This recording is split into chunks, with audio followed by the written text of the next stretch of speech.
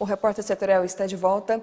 Apesar da crise financeira vivida pelo Brasil, o mercado de serviços para pets continua normal. Segundo especialistas, em 2020, o Brasil vai liderar o mercado, superando os Estados Unidos, que atualmente ocupa o primeiro lugar.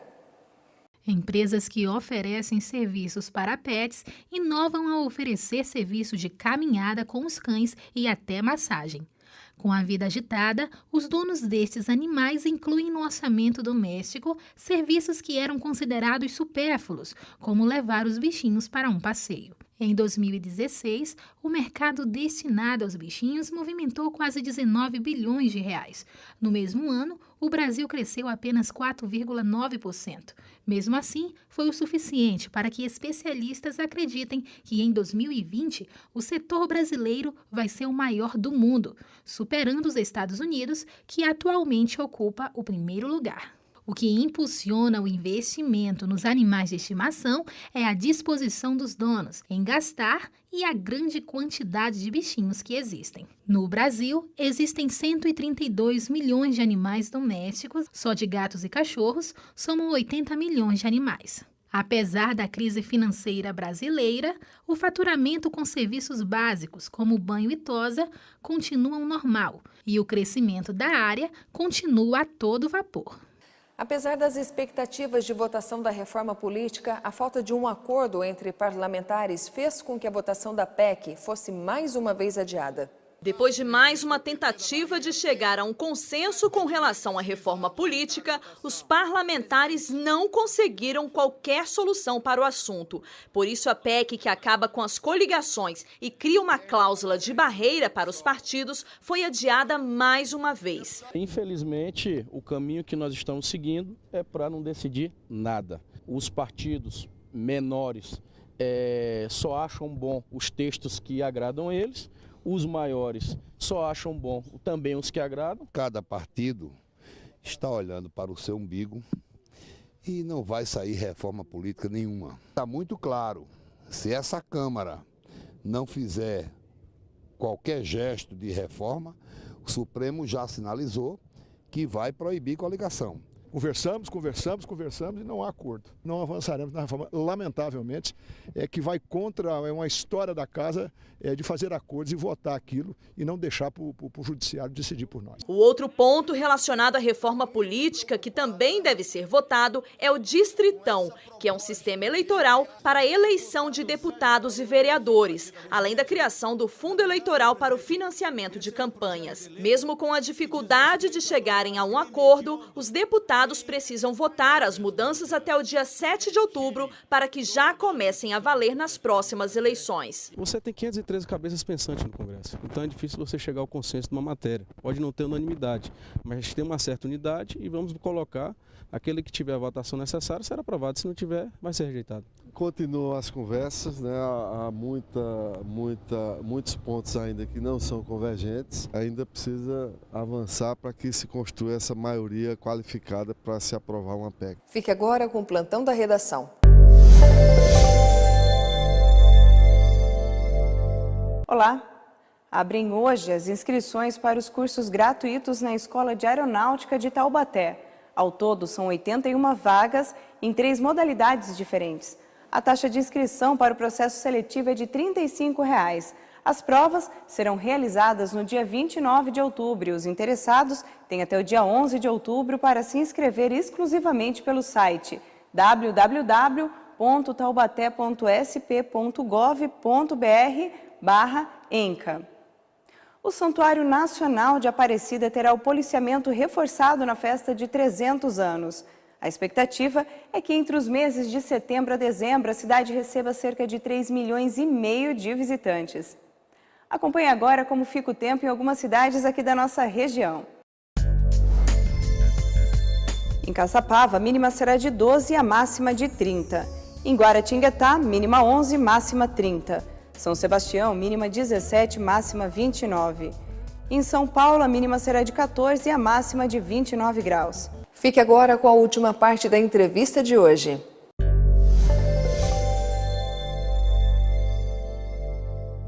Hoje nós estamos conversando com a deputada Poliana Gama. O primeiro bloco nós dedicamos aí essa história dessa violência, né, desse sujeito que achou que tem o direito de ficar aí se masturbando no ônibus sobre as mulheres. Isso tem que dar um basta, né? E a deputada, que faz parte aí dessa luta pela mulher, está aí com vários projetos também dela e de outros, né, avaliando a história da possibilidade da extensão da licença da mulher que tem filho prematuro, para que ela possa dar toda a assistência. E também tem aí um assunto importante de alteração na Lei Maria da Penha quanto às medidas protetivas, né, deputada? Sim. Vamos começar por qual? Vamos começar pelo que a gente fez chamada para deixar o telespectador menos ansioso. Tá ótimo. Essa questão das mães de bebês prematuros, o que acontece hoje? A mãe dá à luz e a criança fica na incubadora. Muitas das vezes ela fica por um período que consome praticamente toda a licença gestante, todo o afastamento que essa mulher tem do seu local de trabalho para se dedicar à criança, mas a criança está ali na incubadora. E vai sair de lá precisando de muito calor humano. Vai sair precisando de muito calor humano, e aí muitas vezes já está no final da licença. Então a proposta é que o período que a criança ficar na incubadora, ali afastada da mãe, precisando desse serviço médico, depois ele é acrescentado na licença gestante, o igual período. Então, se a criança ficou na incubadora por 40 dias, a mãe vai ter um acréscimo na licença gestante dela por 40 dias. Muito justo, porque sensível. É uma questão de sensibilidade e de saúde pública também. Porque esse vínculo, essa proximidade e esse calor humano, ele realmente colabora na saúde do bebê. Então, é importante. Então, claro que a gente tem aí todo um trabalho favorável para que essa proposta seja aprovada. E as medidas protetivas? Também vou lhe pedir para falar sobre a segunda língua do Brasil, Libras, que a senhora está apoiando aí o projeto do senador Cristóvão Buarque. Tá. Na questão das medidas protetivas, hoje como que funciona? A mulher que ela recebe, né, por parte da Justiça, ela é identificada como uma mulher que precisa de medida protetiva. Algumas das vezes, isso já chegou relatos para a gente. Se o ex-marido está lá tentando invadir a casa, ela liga para a polícia pergunta, você está com a medida protetiva? Então, imagina num momento de desespero, que você tem alguém que está fora de si para invadir sua casa, você está muitas vezes com seu filho, você está com a medida protetiva em mãos? Isso que a deputada está falando é muito importante, não muito tem sensível. cabimento. Você já viu o inquérito que fazem quando você liga o 190? Começa a fazer um monte de perguntas, em vez de chegar e falar assim, eu vou socorrer primeiro e perguntar depois. Pois né? é. E aí, qual é a proposta, né, que eu apresentei? Para que, quando for expedida a medida protetiva para a mulher, já passe a constar nos sistemas informatizados, tanto da Polícia Civil quanto da Polícia Militar. Porque se essa mulher precisar de solicitar a polícia, na hora que ela vai falar o nome dela ali, já vem tudo. Já vai estar mostrando que se trata de uma mulher que está sob medida protetiva e exige, então, um atendimento rápido. Deputada, agora a questão da segunda língua que está sendo considerada do Brasil. O senador Cristóvão Buarque propôs, né, que fosse introduzido nas escolas o ensinamento também de Libras, que seria uma coisa extremamente... Aí tiraram de pauta, o que aconteceu? Recorrente, o governo está utilizando disso, de tirar de pauta, de pedir vistas, e o que se alega é que não se tem profissionais para dar conta desse trabalho. Mas eu penso, não se tem profissionais porque também não se tem um incentivo. E no caso eu vejo a lei como um incentivo à inclusão, né, e a possibilidade de realmente fazer a inclusão, e no caso também um incentivo à formação de pessoas para que possam lecionar Libras nas nossas escolas.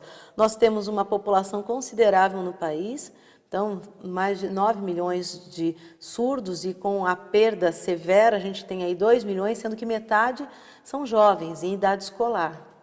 E quando eu falo dessa questão da linguagem de Libras, eu tenho colocado que não é também só a nossa preocupação com o surdo, mas também com toda a sociedade. Você imagina uma pessoa que faz uso da linguagem de sinais, passando mal e indo a um pronto-socorro e tentando apresentar, se expressar para o médico o que ele está sentindo.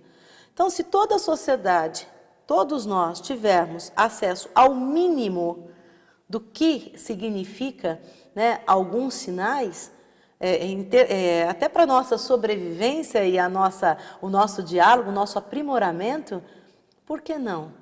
Então, não se trata se trata do surdo, mas também de toda a sociedade, para que a gente compreenda isso, até porque é a nossa segunda língua oficial do país, mas que a gente compreenda isso como parte do nosso processo de formação. Deputada Poliana Gama é a federal aqui do nosso Vale e de vez em quando vem aqui falar sobre seus projetos, sobre as coisas que estão sendo debatidas lá no Congresso Nacional. E da última vez a senhora falou sobre a Via Dutra. Sim. E eu estou ouvindo um papo aí agora que vai ter uma coisa revolucionária aí na Via Dutra. A senhora pode antecipar para a gente?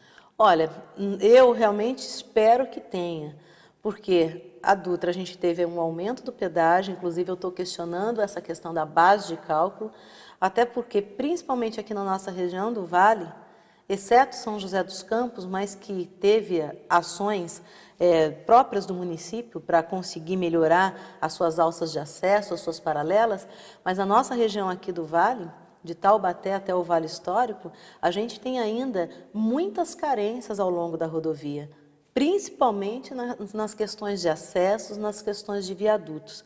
A população cresceu na região e, infelizmente, eu particularmente sinto, e também em contato com as lideranças locais dos municípios, que houve falta ao longo desses anos de investimento, né, ao longo, né, desse trecho.